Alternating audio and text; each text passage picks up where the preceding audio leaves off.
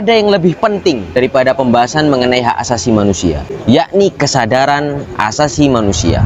Seseorang tidak akan pernah secara sempurna memberikan hak-hak kepada orang lain sebelum orang itu menyelesaikan atau memberikan haknya kepada dirinya.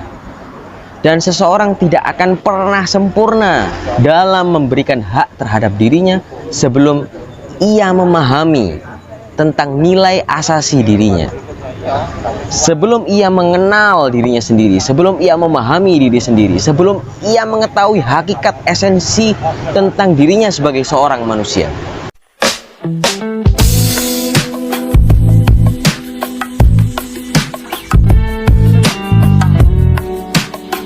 Seorang sosiolog dari negeri Persia, Ali Shariati namanya. Ali Shariati pernah mengungkapkan dan menjelaskan mengenai esensi manusia. Arti definisi mengenai manusia dan hakikat esensi daripada manusia dipengaruhi oleh worldview atau pandangan dunia. Ali Shariati membaginya menjadi 3 pandangan dunia. Yang pertama adalah materialisme, yang kedua adalah eksistensialisme, yang ketiga adalah spiritualisme. Saya akan mempersingkatnya dengan menjelaskan bahwa Ali Shariati memberikan poin penting mengenai arti manusia, bahwa manusia adalah sekumpulan nilai, makhluk yang memiliki realitas sekaligus memiliki konsep akan nilai. Nilai-nilai ketuhanan, nilai-nilai kemanusiaan, nilai-nilai keadilan, nilai-nilai kebajikan, dan lain macam sebagainya. Semua itu terkumpul dalam realitas yang kita sebut sebagai manusia. Manusia berbeda dengan binatang dikarenakan pengetahuan dan kesadarannya. Pengetahuan manusia universal, pengetahuan binatang hanya mencakup wilayah-wilayah tertentu, ruang lingkup tertentu. Pengetahuan manusia mendetail, pengetahuan binatang tidak mendetail.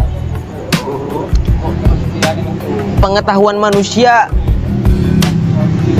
tidak hanya terbatas pada sesuatu yang ia lihat, tapi binatang pengetahuannya terbatas pada apa yang ia lihat dan lain macam sebagainya. Poin yang ingin saya sampaikan bahwa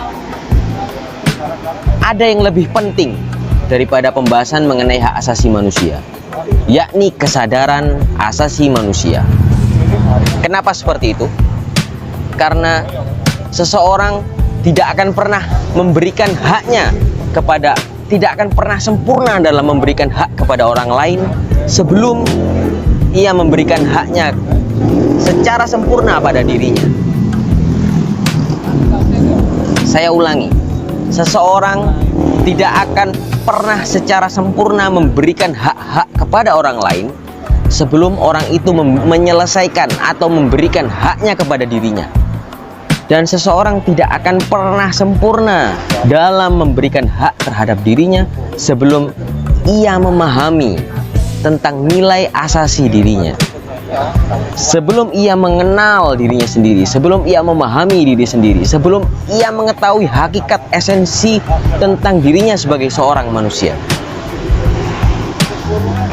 Ketika kita berbicara masalah manusia sebagai subjek hukum, hukum itu sendiri memiliki tujuan untuk mewujudkan keadilan, untuk memberikan kepastian hukum, dan untuk memberikan asas kemanfaatan baik secara individu, kelompok, masyarakat, bangsa, negara, hingga tatanan dunia internasional. Ketiga tujuan tersebut tidak akan pernah terwujud sebelum manusia sebagai subjek hukum memahami dan mengetahui tentang arti penting nilai asasinya. Nilai asasi yang saya maksud ialah asas yang mendasari tentang arti penting seseorang dapat disebut sebagai manusia. Pertanyaan-pertanyaan mengenai apa itu manusia? Kenapa seseorang dapat disebut sebagai manusia?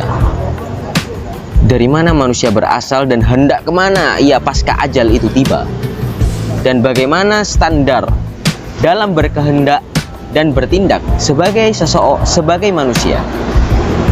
Pertanyaan-pertanyaan tersebut adalah pertanyaan-pertanyaan yang sangat fundamental bagi manusia untuk merefleksi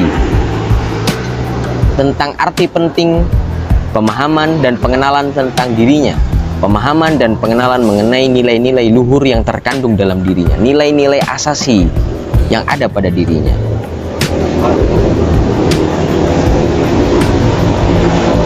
Tentunya pembahasan mengenai kesadaran asasi manusia tidak akan pernah terpisah oleh manusia sebagai sebuah wujud realitas hingga spiritualitas yang menyertai manusia. Manusia sebagai bagian dari realitas dan spiritualitas manusia yang menyertai diri manusia merupakan sumber kekuatan internal yang ada pada diri manusia untuk mendorong dirinya dari aspek kebinatangan menuju aspek kemanusiaan. Dorongan dari aspek kebinatangan menuju aspek kemanusiaan merupakan dorongan menuju moralitas. Dan ketika kita berbicara moralitas, kita akan berbicara tentang pemahaman tentang norma. Dan norma itu sendiri terbagi menjadi dua. Norma interpersonal, norma yang mengatur hubungan kita dengan sekitar kita, dengan sesama manusia, dengan orang tua kita, dengan teman-teman kita, karib kerabat kita, dan lain macam sebagainya. Dan yang kedua adalah norma intrapersonal, yaitu norma yang kita sebut sebagai kesusilaan, norma yang berlaku atas manusia terhadap dirinya sendiri dan kepada Tuhannya. Van Apeldoorn mengatakan bahwa kesusilaan adalah norma yang tumbuh dari kesadaran manusia.